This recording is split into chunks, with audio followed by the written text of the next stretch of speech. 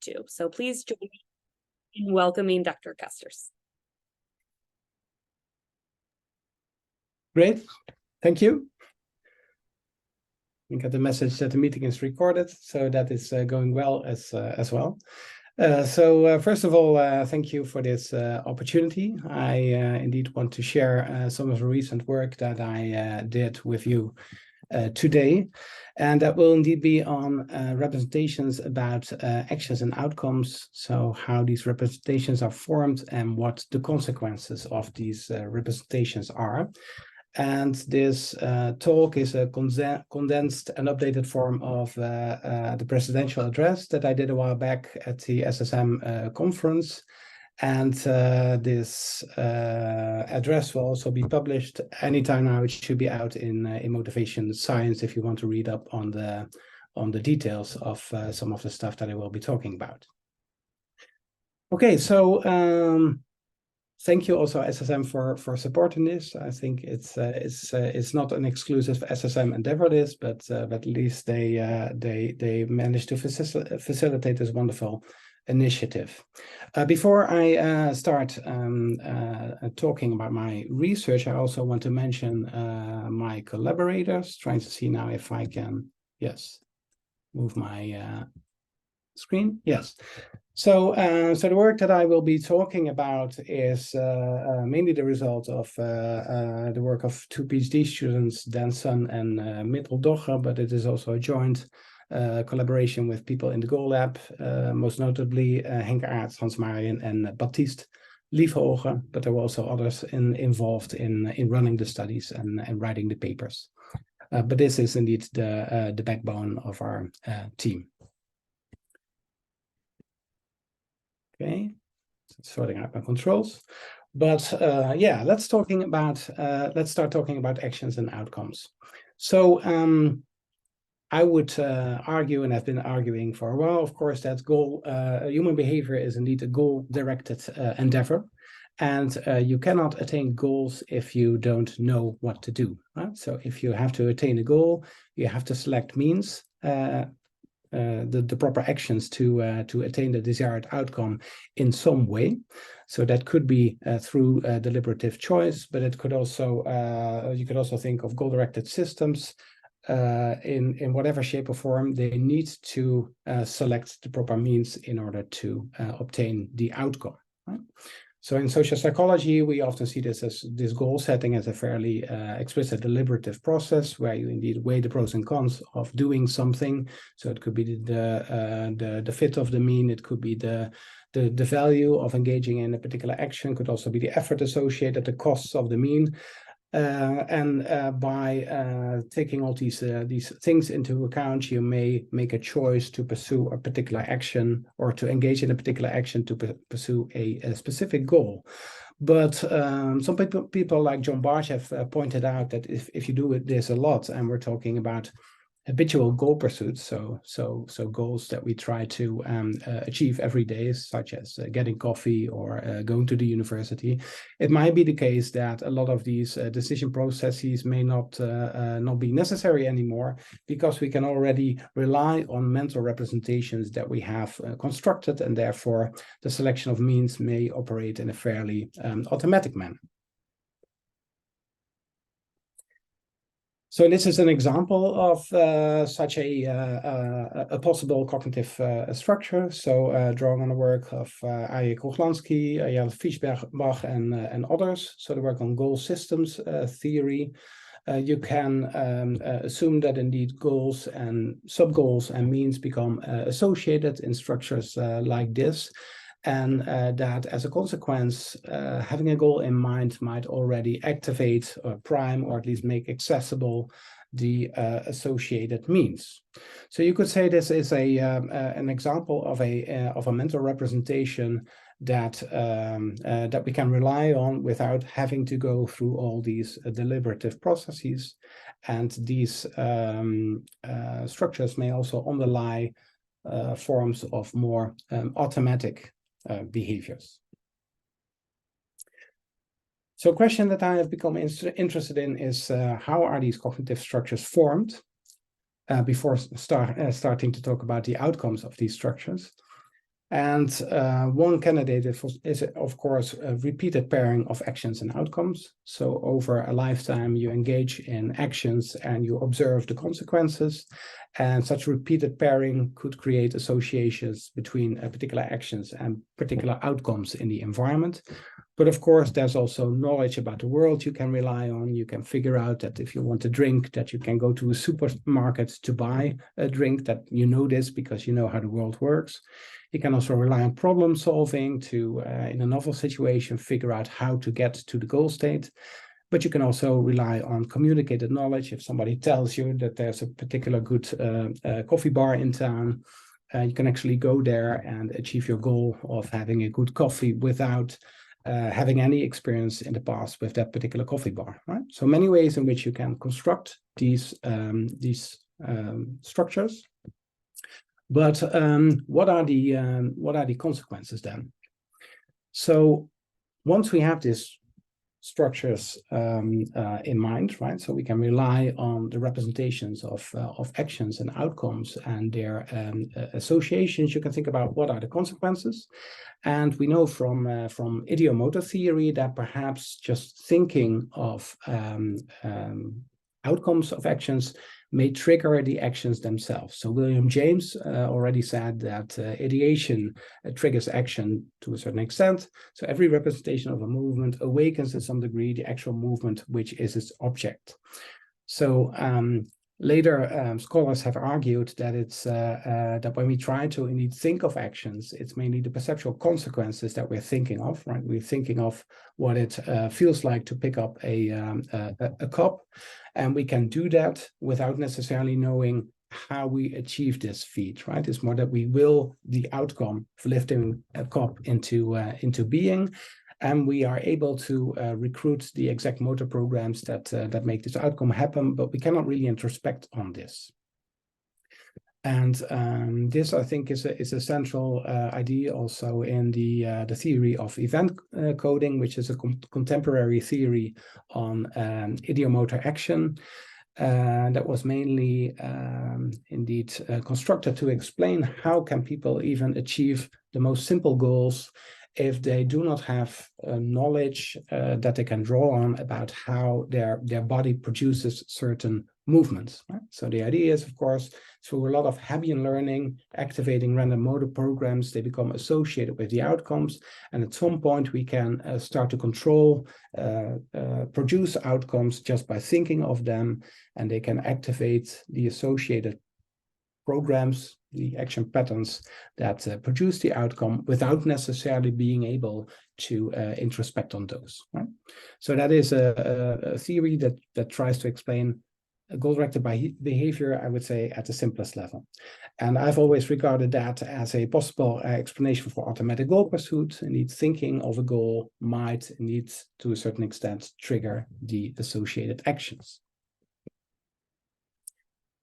Now, looking a bit more closely at this theory of event coding, that also in diagrams seems to have a lot of parallels with goal systems theory.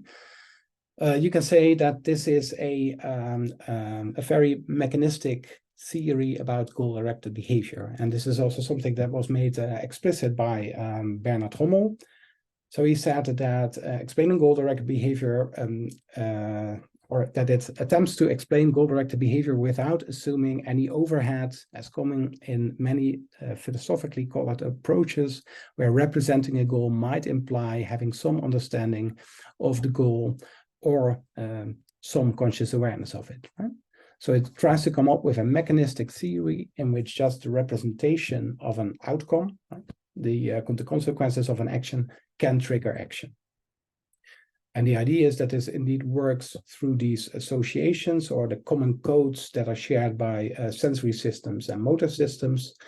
The idea is that activating one, and because there's overlap, there's associations between the two, would activate indeed the other. Just to give I think a very, at least in my opinion, very compelling example of this is the example of voluntary breathing. So if you breathe, most of the time you're not thinking of it, it's fairly automatic, but you can also control it. And if I would ask you to breathe, you would probably start sucking in air through your mouth. And then may observe that as a result, your chest expands, right? But it works actually the other way around. So it is muscles that start to expand your chest and also to pull down your diaphragm that causes air to flow in. But we mostly perceive it as the cause of all this rather than the consequence, right? So the idea is that we control this breathing movement in terms of its effects. We think of sucking in air, and then everything happens, and we do what we intend to do. But the actual motor programs, the underlying causes of this air flowing into your mouth, are actually in muscle movement in the chest.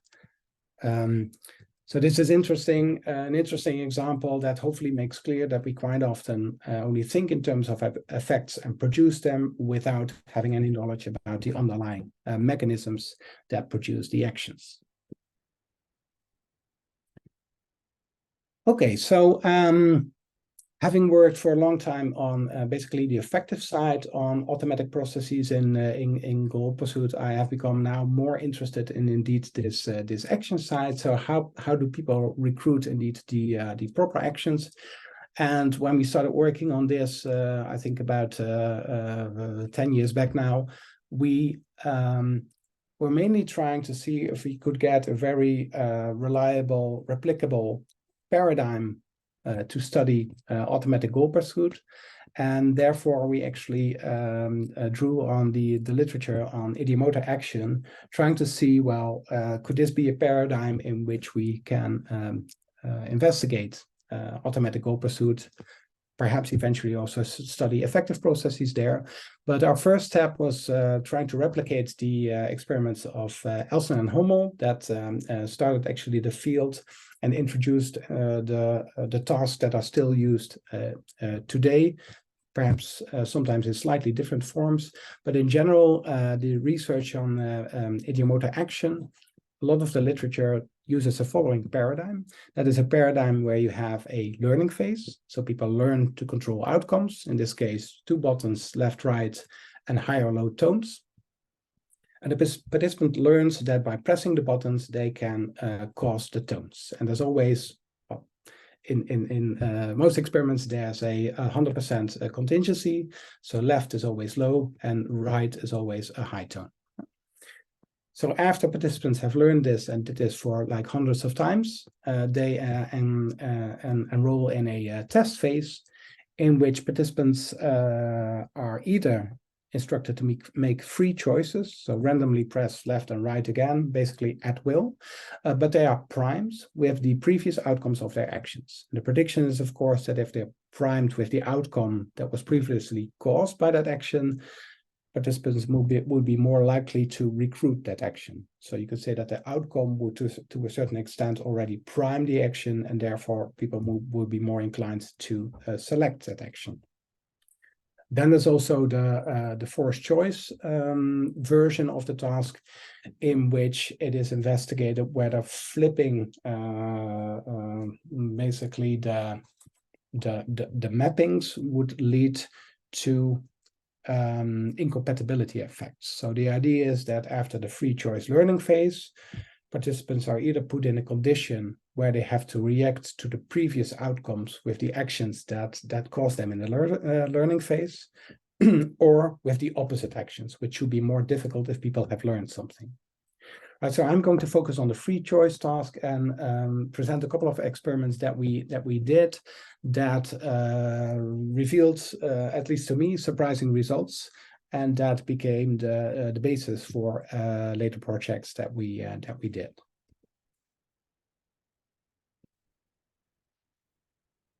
Okay, so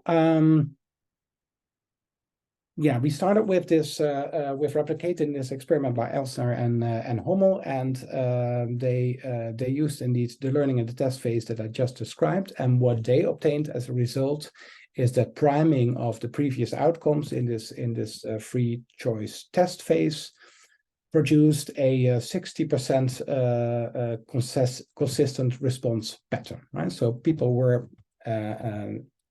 following the outcome primes above chance level, right? So the outcomes actually led people to select the associated actions more often. It was a tiny effect and an even more tiny sample that they used, but this has been replicated in the literature, so this is not the point of showing this. So it is indeed an effect that we also replicate. But what we had as a first question was, are these learning effects spontaneously? Because we noticed that in the literature, sometimes people are using instructions, the researchers saying that this task is about actions producing outcomes, and sometimes they don't say anything and they just mention that you will hear tones. And we thought that perhaps if people frame it as actions and outcomes, that the learning, building these mental models about actions and outcomes would be facilitated. So that is what we tested first.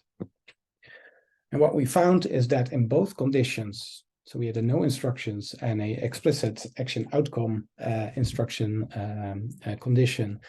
So in both conditions, we found the effect, but there was no difference between the conditions, even though the instructions led to a slightly higher idiomotor effect, if you will. But the important thing to remember here is that in both conditions, we found this effect.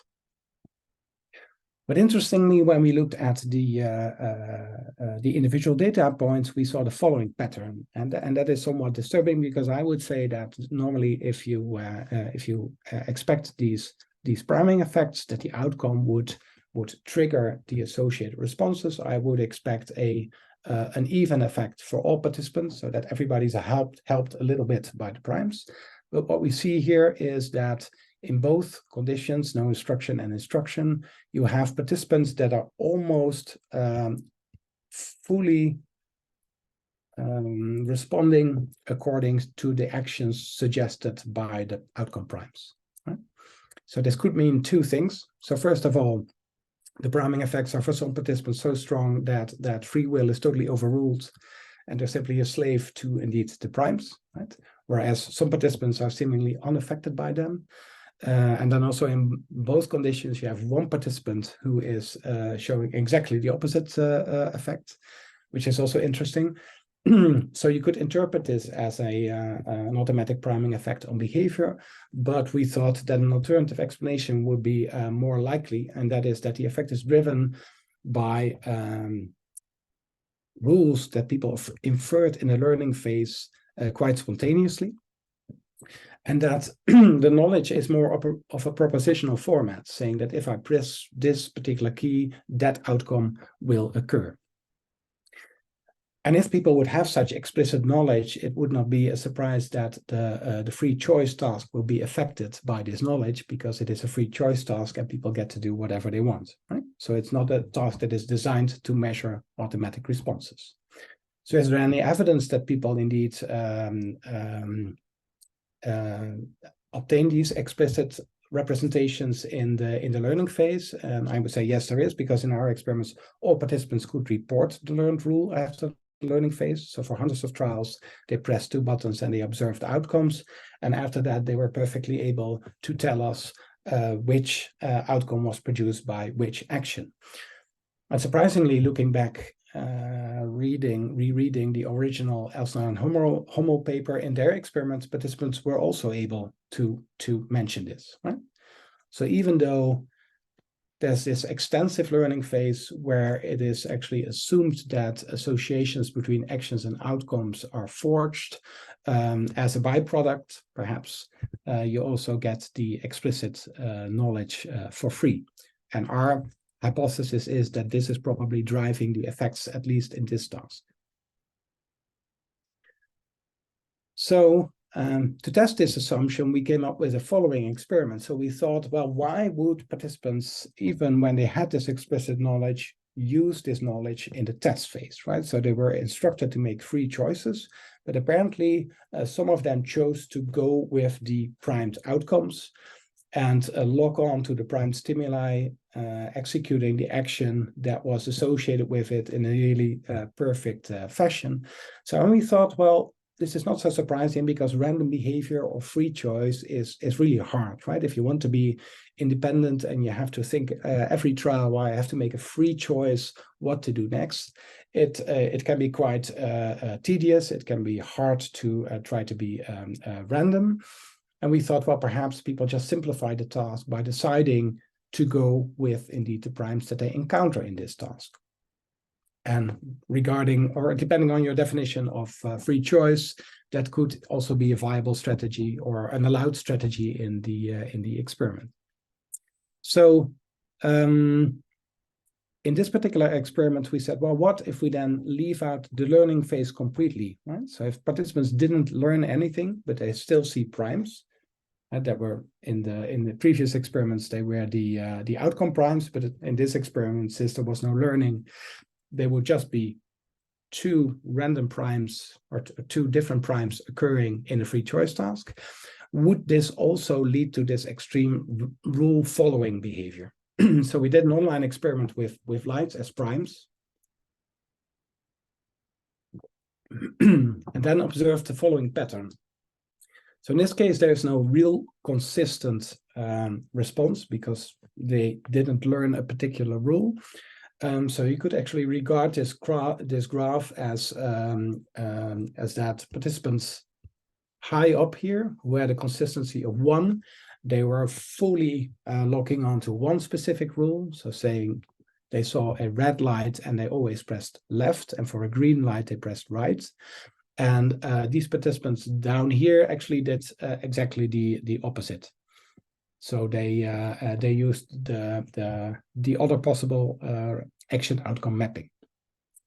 So it's hard to test, of course, for an effect, because you would expect, because nothing is learned, that the response patterns would even out. So on average, they're at chance level, but the 4 participants really between 0.8 and 1, they are clearly engaging in following a specific rule. And that's also true for the participants on the other side, somewhere between 0.2 and 0.4. And we calculated the probability of these 4 extreme dots in at the top of the graph, the probability of ending up there if you're just randomly responding, so basically free will ignoring the primes. The probability of ending up there through random processes is like 1 in a million, right? So these people were clearly using the primes to determine what to do. Now, this is a bit disturbing because if people simply make up these rules, you could say, well, then the previous effects might be explained by people inferring explicit rules in the learning phase and then using those rules perhaps to guide their behavior. So that will be the next step, trying to see, well, if people generate these rules, as we have just seen in this experiment, could we also tip them all over to one side by suggesting a specific rule without having them engage in a learning phase of hundreds of trials? So that is what we did next. We did exactly the same online experiment where people had to make 3 choices, and there were indeed 2 primes, 2 stimuli on each free choice trial. But before the experiment, we now said, okay, we're just going to test whether your buttons are working. So can you please press your left key? And they press, and then they saw a particular outcome, say a green light. And then they were instructed to press right, and they saw the other outcome, a red light. And we repeated this once. So there was like 2 pairings. So each key presented with its outcome 2 times. And we did this for 2 times in order to suggest that the mapping is not random, right? So that if you press the same key twice, you get the same outcome. So this was the most minimal learning phase we could think of. It was also not presented as a learning phase, and the lights were simply feedback that their keys were working. But now, indeed, we find that that most of the participants were now on the consistent side, in the sense that they still generated rules, and they sometimes behaved near perfectly in the free choice task, following indeed the stimuli, the lights. But in this case, they were all influenced by the first learning button test. And we actually produced, if you would like to call it that, an ideomotor effect just based on a couple of button tests. Okay, so that had serious implications, we thought, for ideomotor theory, right? Because all the work using the free choice task could potentially be explained in terms of rule generation and the use of explicit knowledge. There are also other experiments with forced choice tasks in the literature, and we tried to come up with the best version of that task to see, well, what if we get rid of this like strategic process of rule following and rule generation? Could we then still uncover an ideomotor effect? So that is what we tried to do next. Yeah, this is just a summary of what I just said. So in principle, the effects are consistent with the mechanistic ideomotor account, but the effects with this free choice task are open to alternative explanations. And that is why we came up with the next experiment, in which we used a queued compatibility task. So in this task, in the learning phase, participants had to follow novel cues that weren't presented in the learning phase before, and they were just to force people to press left or right. And then in that same task, we indeed primed the stimuli that served as outcomes in the learning phase.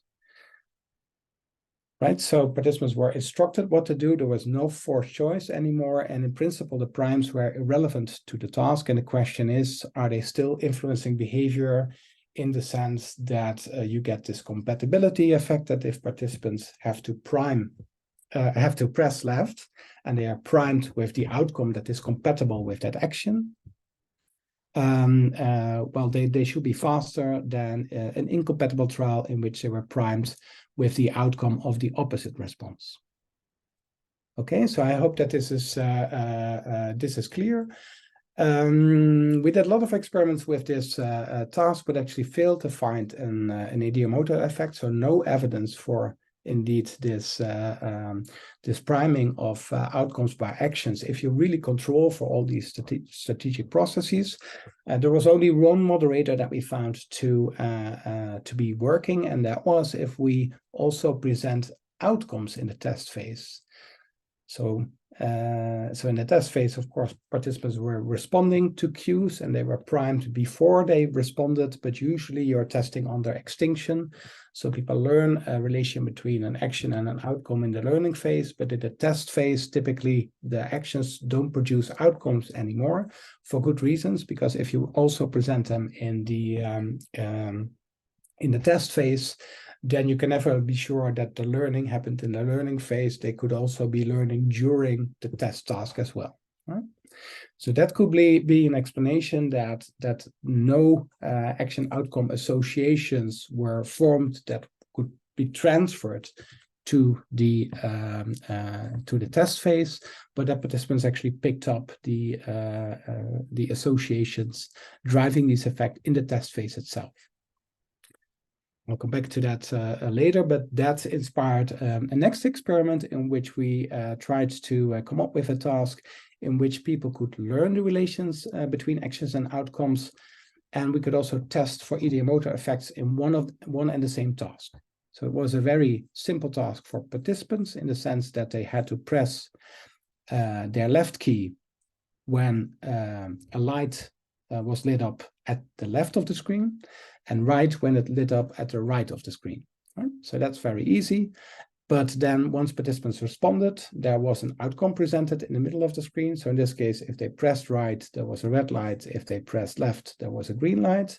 And then on the next trial, you could regard the cues as compatible or incompatible in the sense that they demand a specific response, but the color also primes either the associated outcome or the opposite outcome.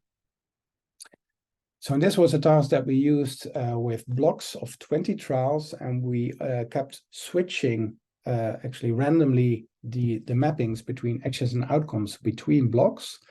And we found that the ideomotor effect emerged in this task in the sense that people were immediately influenced by the outcome primes. So we found a replicable ideomotor effect here, but that the effect was actually very fast and learned and tested within 20 trials. So it doesn't seem to be an effect that is based on associations forged in long-term memory. It is really an in-the-moment effect that emerged, and there was also no spillover between blocks, suggesting that people could rapidly switch between the representations that they used in the task. So evidence for ideomotor effects, but actually far more flexible than you would expect. Okay, so this work, we think, ruled out the role of strategic processes. So you could say that we managed to obtain real ideomotor effects in the sense that just presenting the outcome triggered the associated actions, but the effects also were very quick. They can change quickly. They're quite flexible. And it only appears, indeed, in our experiments at least, when the outcome is present in the situation. So what does this mean? What are the conclusions? So I would say, well, so this reminds me, or this can be explained by a situated cognition based on propositions about the situation at hand, right?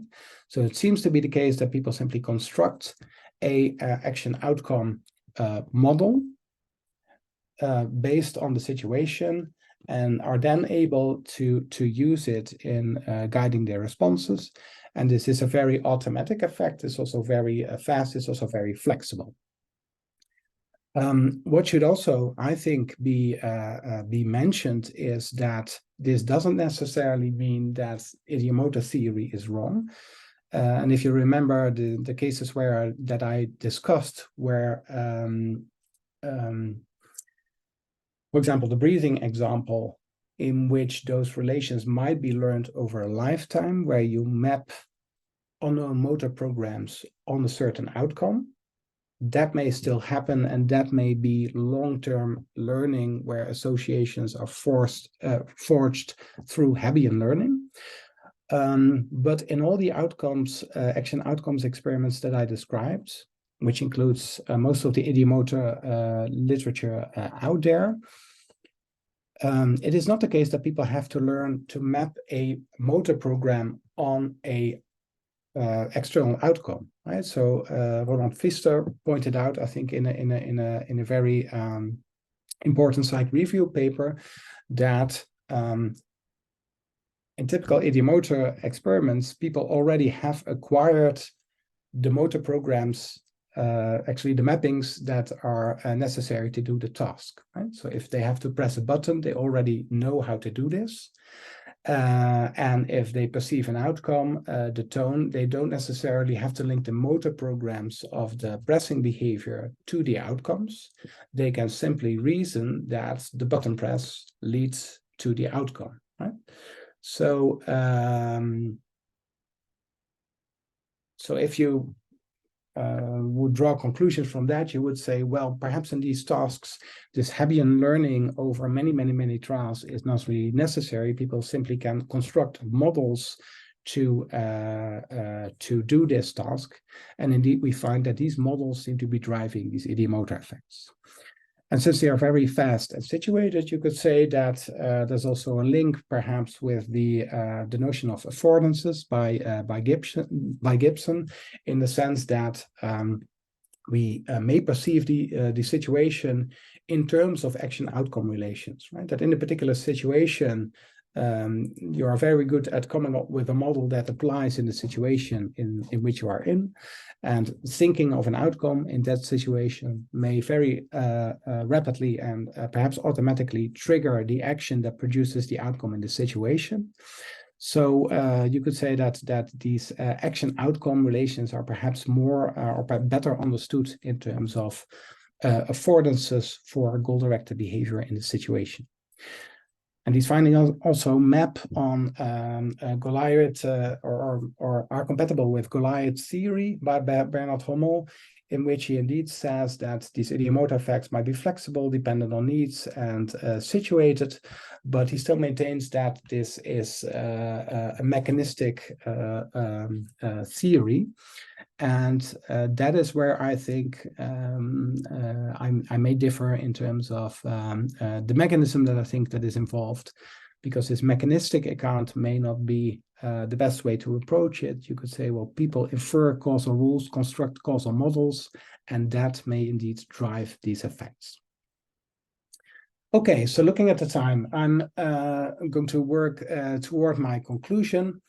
I'm just pointing out, but this is in the presidential address paper, that in another line of research that we did in our lab, we came up with a different conclusion when the question was, does engaging in action also activate outcome representations, right? So we've just seen work in which outcomes trigger actions, and the question in this work was, does action also trigger outcomes? And we looked at sensory attenuation, predictive coding. I'm just going to skip over the trials because you can read it, and I'm just going to go through the slides to the conclusions. And that is that in both of these lines of research, we find that representations of actions and outcomes may activate each other, and that the effects are driven by causal models of the situation at hand. And this may explain goal priming effects as well as effects of action on perception. Okay, so briefly, so what are the implications of this? So that ideomotor effects may arise instantly, so that we could, just by interpreting a situation and perceiving or forming a model about what our actions could produce in that situation, you might set up a temporary goal system, which might allow you to still react in that situation in a very fast and automatic manner, but based on an in-the-moment causal model rather than associations that have been formed in long-term memory. And this also has the implications that these automatic reactions might be wrong, right? Because if they are based on causal models and beliefs, they may not reflect the actual contingencies in the situation. And this might also improve or give us tools to perhaps change behavior, right? If we can change the mental models of people, you might be able to tamper with these fairly automatic effects. And I think that is good news, that perhaps overlearned responses are not necessary to change behavior. Perhaps we can change people's action outcome representations in different ways. And I want to end by discussing the implications for goal systems theory, because I think that is perhaps a theory that we are all most familiar with. And I would say that of course this theory has been very helpful and valuable in the field, but that may be the case that these models are much more flexible and indeed situation specific, which is as far as I'm concerned also what as far as I understand, is also mapping onto R.A. Koglansky's interpretation of the model. But we can debate about, well, what is the model actually composed of, right? Is it really associations between goals and sub-goals and means, or is this actually a causal model? So how people interpret the relations between goals and means.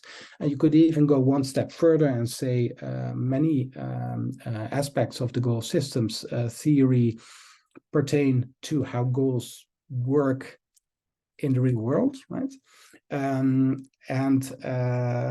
there's also the assumption that this is a cognitive model, and so what I mean to say is actually that it may be true in the world that a particular goal can be reached by more than one mean, right? Regardless of what the representation of a person is, right?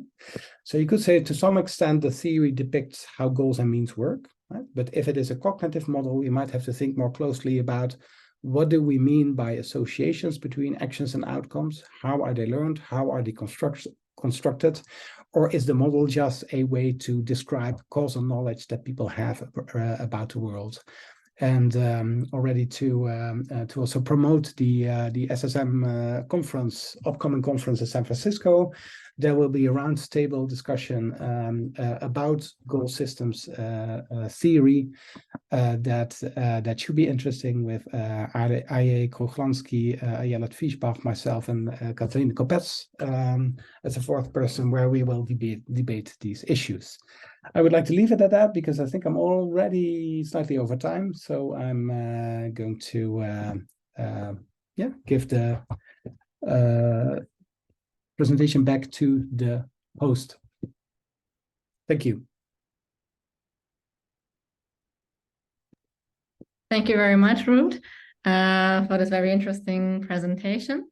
And we now have time for a discussion. So if you would like to pose a question, please raise your either virtual or your literal hand, and we will call on you. You can also type in your questions into the Q&A, and we will read them out loud. And I think there's a first question by Alexandra. Yes.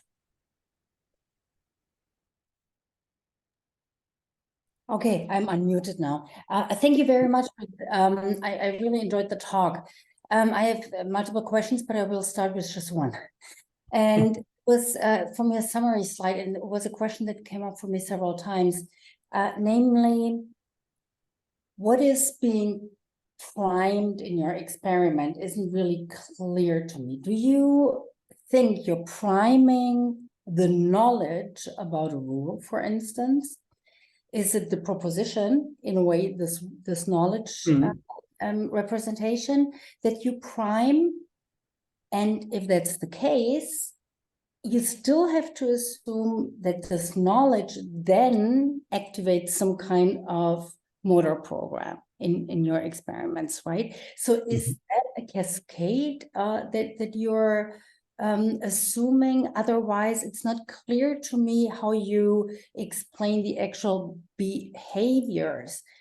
And maybe related to this, would it be enough to just give people the rule without any practice? No practice, never a motor program being activated, but people know how to, how to press a button. It's not that they have to learn this action. Would it be enough to give them the rule, and would you expect to find the same kinds of effects? Yeah. So I would indeed, so thanks first of all for the question. So I would expect that indeed. So what we do objectively in terms of priming is we present people with a stimulus that previously served as an outcome in the learning phase, right? So that is what we, that is what we use as a visual prime, right? And the question is then indeed, what does that lead to, right? According to the mechanistic explanation, you would say that prime would immediately activate the associated, well, either motor program or indeed the representation of the action of key pressing. And I think it is the latter, right? So it's not an immediate link between the motor program and the effect. It is the prime activates indeed the knowledge of the outcome, which then activates the action representation of pressing a certain button. And indeed, we've shown that can be learned in 2 trials. So the link between the action and the outcome, but indeed my colleague Baptiste Liefauge in other research showed that at least when it is about learning a link between a stimulus and a response, that you can achieve similar automatic effects just by instructions. And I would actually assume, we never did this explicitly, but if you just tell people about the relations, that this would also work. In fact, we did do this, but it's still an ongoing student project, but it's not out yet. Yeah. Does that answer your question? Okay, further questions?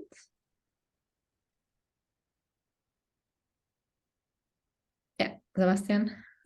Yeah, thanks very much for the talk. I have a more basic question about individual differences, because it seems you had quite a lot of variability in your plots, and there were some people who were much more reactive to these type of learning or cues. And I'm just wondering, for example, in the aging literature, there is some debate or research, like, do people with more cognitive resources or higher cognitive fluid abilities, are they more steering their motivation towards a certain direction, for example, like focusing on positive or negative information. And I just wondered whether in this research we have identified some key individual difference variables. Yeah, we looked at it, so it's a very good question. But you have to bear in mind that to find these effects, they're all within participants effects, right? In the sense that we always make within participant comparisons. So you could say the proportion of responses consistent with the prime, that's obviously determined within the participants. But if you want to correlate that that effect then with some individual difference measure, of course we looked for it using let me see, various scales related to autonomy.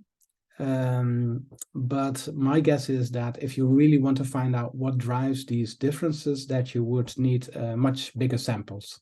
So typically we have around 50 or sometimes 100 participants in the experiment. But if you want to map this effect on some, really explain why some people do this and why some people don't, then I think you need a bigger sample, especially because the majority is actually not doing anything in these free choice effects, right? So there's only a couple of individuals who completely follow the primes. And if you want to know what makes them special, I think you need a very big sample. Yeah. Thank you. Yeah. Further questions?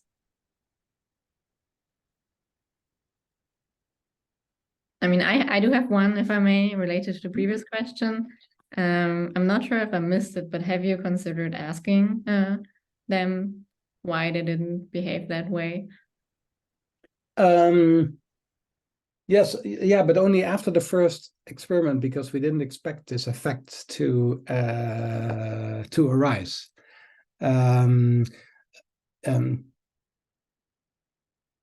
Yeah, I don't think we have reliable data other than that anecdotally some participants indeed admitted that they saw the primes and that their behavior could be potentially affected by those primes, but we don't have a proper study set up to explain these effects. I think for us it was enough just to see that these effects are not plausible under the mechanistic account.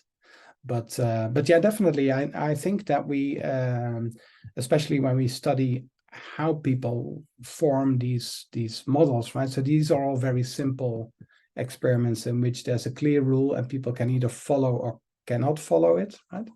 But it will be interesting also to see in more complicated tasks also what causal models people come up with, and then see whether indeed these individual explanations also determine their behavior in the next task. Yeah. So a very good suggestion, just asking people. Yeah. Thank you. Alexandra, you have another question. If I may, thank you. It might be related, not sure. A two-part question. One is, where is the motivation really in this?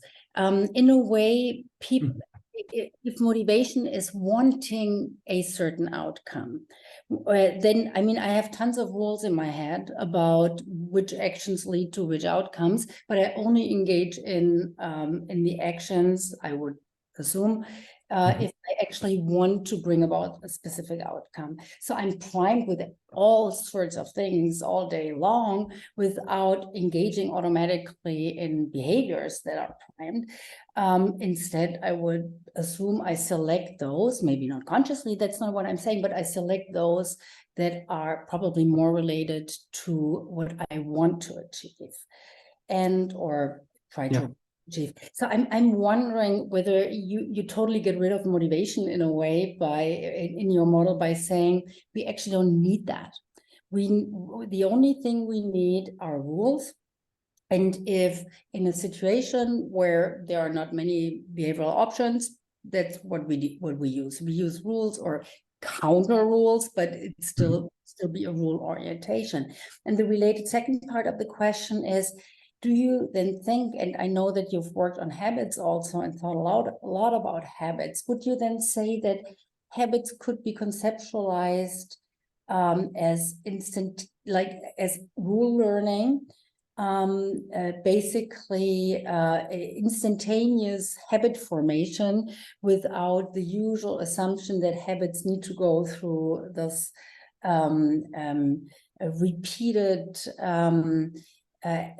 repeated behavior in a given situation? Okay, thank you. Very, very good questions. So first of all, so I might want to get my definitions straight about goals, right? So what we have been looking at here is, at least by my definitions, goal-directed behavior, right? But that is something different, or at least it can be dissociated from motivation, right? So you have a lot of goal-directed systems like self-driving cars that are not motivated, right? But they can still do goal-directed behavior. So I think these are separate things, but in real life, obviously, they almost always go together, right? So if you're not motivated, and you're primed with an outcome, why would you engage in the behavior? And perhaps the opposite might be possible, but it is also very hard to be motivated if you don't have a particular outcome in mind or behavior of what to do, right? So you perhaps if you are a dog, you can wag your tail, but that's about it, right? So if you don't know what to do, there's no action possible, right? So I think the two are always complementary, and we also did other experiments. So we had a PhD student, Kevin Kin, who just defended his PhD. And together with him, we worked on PIT, so Pavlovian to instrumental transfer, which is also about action and outcome learning. But there we also aim to measure the motivational power of outcomes. So their outcomes were either valuable or less valuable. And you would find similar effects that are also quite quickly learned of value on effort, or at least also action selection, right? So it's definitely a variable that we should consider and also are considering. But if I interpret your question slightly differently, it is also the case that in our experiments, of course, because we want to measure behavioral responses, there's always a task set, right? Participants have to either freely choose or they have to react to cues in the task. So we tell them to behave in a certain way, right? And of course, that's incentivized because they get paid to be in the experiment or they want to contribute to science, but at least that's underlying all of this. There is, of course, a motivation to behave, right? And then the question is indeed, well, what if you're just walking around in the street and you are primed with a certain outcome? Would you be more inclined to engage in the behavior? And then I would say probably only if there's motivation, right? So here the motivation is part of the task and the instructions and the payment and the whole setting of being in an experiment. But if you would strip away that context, I think without motivation, people wouldn't do anything. So you could also say it's a constant in all of our experiments. And then related to habits. So first of all, so habits can be defined as stimulus response rules, but when it comes to explaining more complicated everyday behavior, I have the conviction that it can only be understood if you think of these responses as action-outcome combinations, right? So getting a newspaper or something, or making coffee, you can say that is a response, but it is also goal-directed behavior, right? Because you cannot just emit the response, you have to fine-tune, you have to see where the coffee is, you have to act differently every time. So I think if you want to understand habits, you have to look at outcomes. But yes, I would say that instant habits, at least associations between actions and the outcomes, we know that we can create fairly quickly. Based on the work of Baptiste Liefoog, I would also say that stimulus response associations or rules can be created by instructions fairly quickly. But the question is, does that explain everyday behavior? And I'm not necessarily convinced about that. But I like to also refer to the very interesting work that Agnes Morris and Jan de Houwer have been doing recently. There's more papers coming out on that, also showing that indeed the action outcome representations are important in habit learning, and that quite often the responses are selected based on the outcomes that people aim to produce in a task. So indeed very much related, but still a lot of work to be done. Further questions?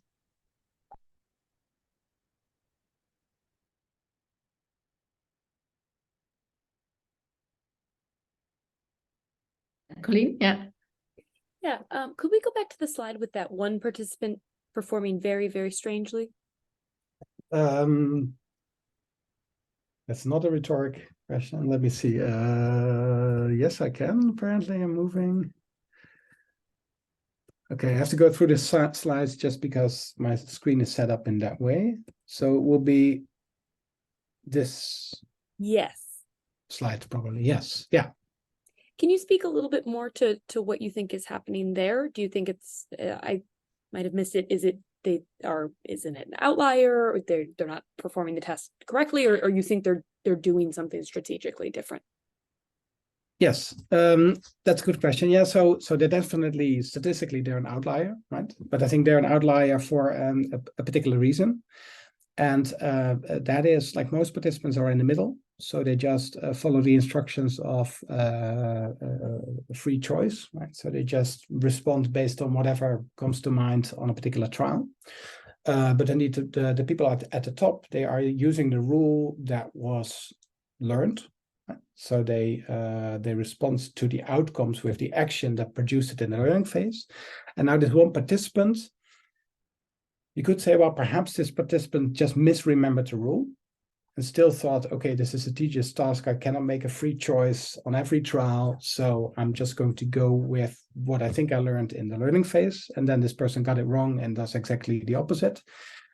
It could also be that this person just decided, okay, I'm going to come up with a certain rule. I know this was the rule in the learning phase, but I'm going to use a different rule. Right? So the matter could also be that that it is like a reaction, a reactance type of participant, basically saying, well, I know what you're trying to get at here, so I know about the idiomotor literature, so I'm just going to flip the effect for you. That could also be the case. But we definitely know that it's not random, right? So this person is really going with the primes. Another explanation could be that they just missed the instructions and thought, oh my God, there's lights. I'm just going to go with one response for one light and the other response for the other one. That could also be the case. And it's actually two of them. This is a between participant experiment, so they're two different people. But surprisingly, we got one in every condition. Yeah.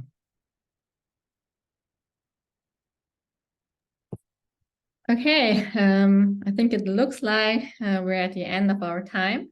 Thank you so much, Ruud, for being willing to present your research today.